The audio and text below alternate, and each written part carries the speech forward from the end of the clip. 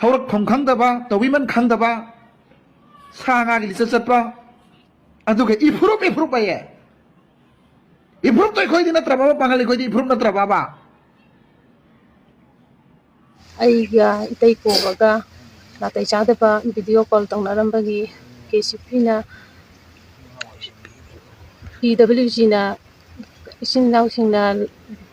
Warawateng Bidagi,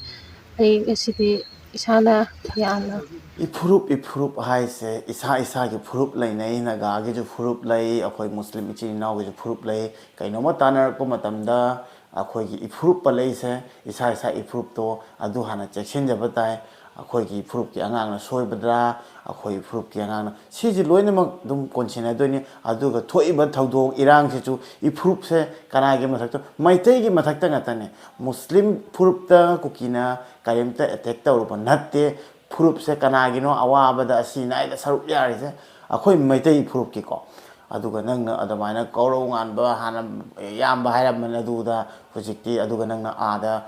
kauri do atana kajobu ki atopa state la laga khoina atopa state kari gi issue puthokpa nangi manakta chattuino nangna ngangi do nangna sana khangi bako nangna manipur da leiraga nganga gadi not only purup ta ngang bagi nangna chaira akhoi Muslim society gi akhoi leiriba chawsang ahan laman myam na su nangbu warakani ha nang chapchana khangi ha bata ta haida wane hojiki kali yu si ta nai se myam aduna to hoida ba thabang ta ne aduna amoda kai ji sengdok ko tai aduga aina haibati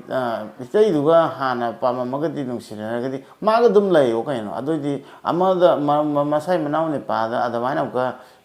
thok mu kari ki tawbe na haibani pamamba lere relation lere magadi ko aduga relation lere ga manaw ni pa lai sila ga manaw ni pa hoje mapuro kari feel lo ram gani ba imung hai jama hi lang lo re kai no bu ngai bam khang du je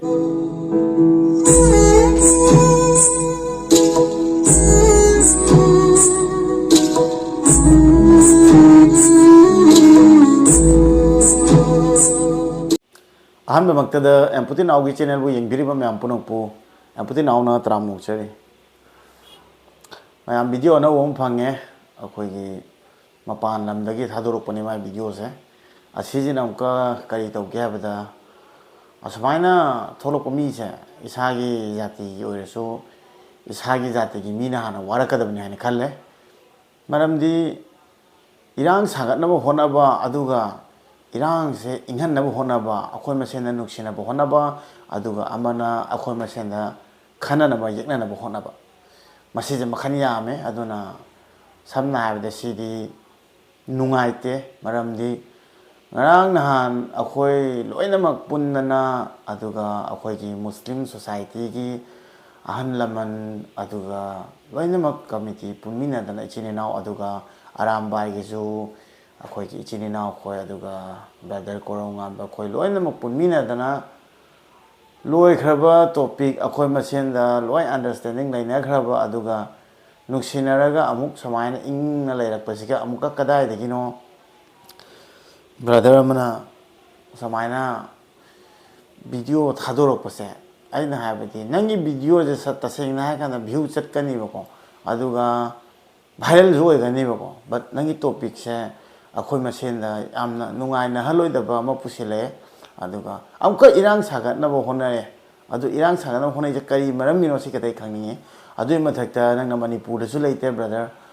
kari nungai da ba lei aduga nangi wari gai je ai gyan men de ta de ten tak na su happy asang video kana mu phanga ga di phangrang mane phangde adu ten tak na ha ba du ga dum nangi do yamna haidi akhoi ipup masen da nungai roi da ba khana chena pamba aduguma mong ama yawe nangi warido yam nungaite maramdi akhoi maraktal akhoi masen da leiriba keno se thugai na bo hona bodo yam thina sakhotti hana khale nangse mayam su tamina se aduga magi wangang se akhoi gi muslim Echin Enao leibiriba mayam deina haijaning badi mana hai se aduga mana hai se yaning dabra aduga masigo mi se kari kamaina warak ningi adum tang ai khangning hai ta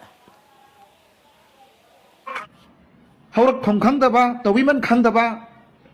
Sanga Lisapa, and took Ifrup by ye. इफ्रुप तो खोई दिन त्रबाबा पांगली खोई इफ्रुप न त्रबाबा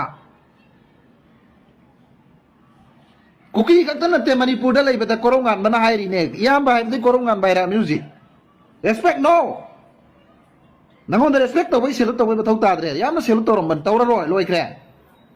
पा bye लाकबाय आई लेरिजिदा लाकबाय यारे दुम आई लेरिजिदा जुमागी any लाकनिंबा आई दु फाबा कांदा नि मखोय हेना लोइदौरिजी अदुनि ngairiजी इफुरुप हाई से इसा की फुरुप लेने नगा की जो फुरुप ले अखोई मुस्लिम इचिन इनाव की जो फुरुप ले कई नोमा तानर को मतमदा अखोई की इफुरुप पले से इसा इफुरुप तो अदु हाना चेक्शन जब बताए अखोई की फुरुप की अंगांग ना सोई बदरा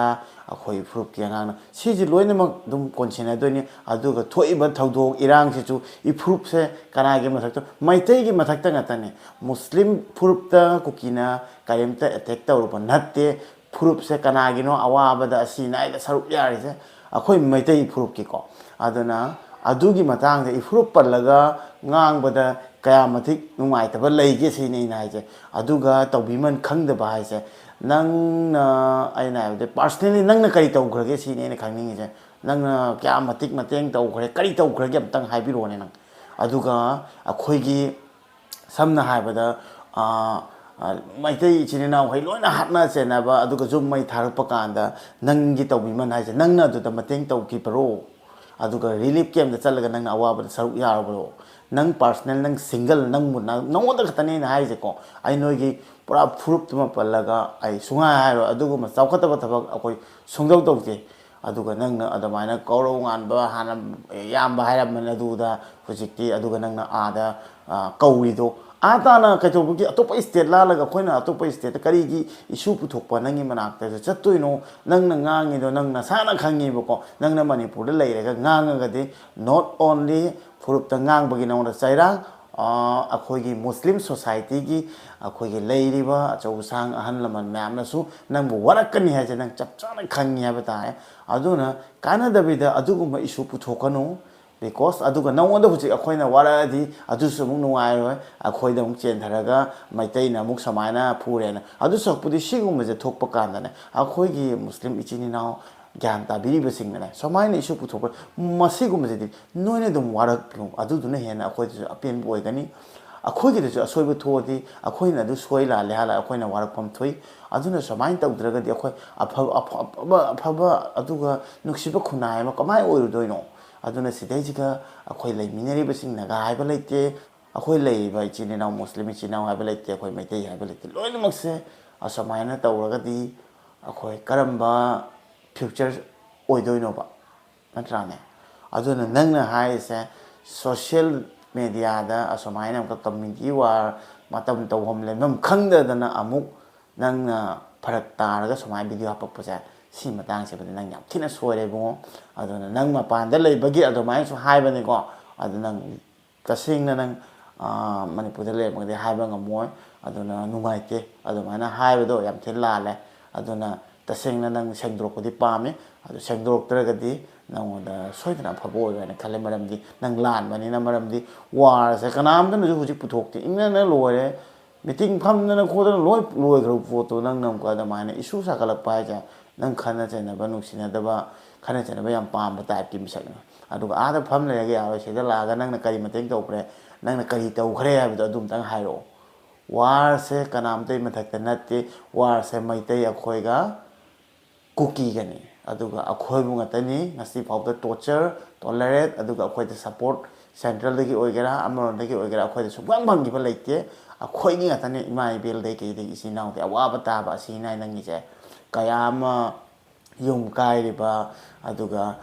ममा काइनरिबा मपुरोइबा काइनरिबा सिंजे कनादनो खंबा अखोइ मैतै कौबै फ्रुपसिगा अदुना फर्स्ट ऑफ ऑल वा खंगदना वा पंगांगांगनो सोशल मीडिया ओ पाइरेना सिगु मतांगदा याम थिनो नुगाइदे याम साउनिंगे नंगी मतांगसे नंग आई वीडियो जे यांगबदि तसैनै साउनिंगे ब्रो नंग अदुइ मतांगदि अदुना अदुइ मतांगदो अखोइ मुस्लिम इचिनाउसिंगना ज्ञान तानबिउ हाइना आइना रिक्वेस्ट तौजरि हाइबा तारे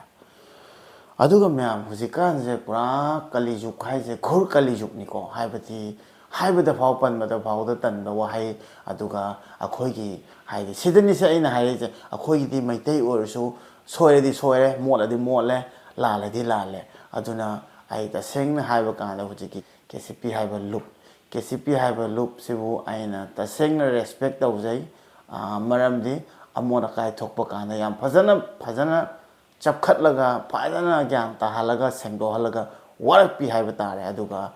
chance pibi haiba tare chumthoknaba aduga haibati lan khrebdo lale aduga maungoda amtanga pibi ba maungoda chance pibi ba